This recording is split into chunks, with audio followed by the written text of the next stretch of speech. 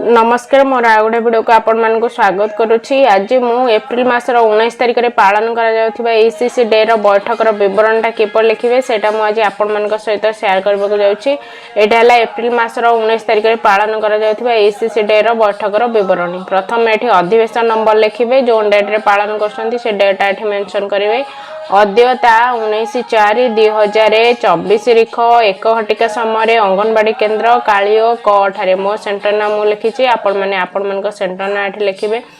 ठारे आद्य शैशव जत्न और शिक्षा दिवस बा ECCEDAY पालन करा जायथिला। उक्त दिवस रे 0 रु 6 वर्षर शिशुर माता पिता अभिभावक ग्राम्य शिक्षा कमिटीर सदस्य मातृ और जांच कमिटीर सदस्य गाँ कल्याण समितिर सदस्य एनजीओ रो सदस्य एसएचजी रो सदस्य WMA शिक्षक शिक्षयित्री जेजेबापा जेजेमा ग्रामर मुखिया सुपरवाइजर आशाकर्मी अंगनवाड़ी कर्मी किशोरी बालिका माने बैठक रे शामिल होइथिले। आलोच्य विषय वस्तु आमर एप्रिल मासर आलोच्य विषय वस्तु कौन है? आस खेलना रे खेलिबा विभिन्न खेलना द्वारा शिशु विकास। आद्य शैशव अवस्था रे शिशु माने अत्यंत खेल प्रिय। से माने खेल माध्यम रे अनेक कथा खूब शीघ्र शिखंती। खेल द्वारा सेमानकर शारीरिक बौद्धिक भाषागत सामाजिक आवेगिक विकास होइथाय। से माने खेल और कार्यकलाप माध्यम रे अधिक शिखंती। सेथि पई शिशु को विभिन्न प्रकार खेलना देबा उचित। खेलना जे केवल खेलना रे काम लागे ताहा नुहे। जेपरी गुरु शिष्य को बही द्वारा विभिन्न शिक्षा दे थाए, खेलना रे खेलबा द्वारा शिशुर शारीरिक मानसिक तथा भावनात्मक विकासर गुरुत्वपूर्ण भूमिका निर्वाह करि थाए। खेलना चयन करने समय आमको एपरी खेलना चयन करने को हेबो जद्वारा शिशुर विकास रे यह सहायता करिवो। सबु खेलना शिशुर विकास रे सहायता करे। यह किछि ना किछि संदेश दिए। खेलना रे मिलीमिशी खेलिबा द्वारा सामाजिक विकास हुए। यह द्वारा शिशुटी सांगसाथी हुअंती, निजको सुरक्षित अनुभव करे।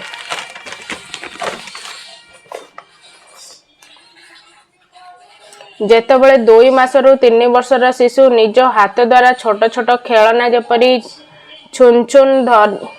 छुनछान धरिबा को चेष्टा करे, खेलना रे रंग द्वारा आकृष्ट हुए। यह द्वारा शिशुर अंग चालन एणु खेलना द्वारा सूक्ष्म मांसपेशीर विकास हुए। निजर समस्त इंद्रिय को कार्य लगाए। जेपरी शिशुटी बसुथिबा बेले इटा आकृतिर किंबा गोल आकृति छोट छोट बॉल किंबा गिना देले सेथिरे खेलिबो। जदि विभिन्न रंगर होइथिबो एही खेलना द्वारा जेपरी शिशु को आघात न हेबो।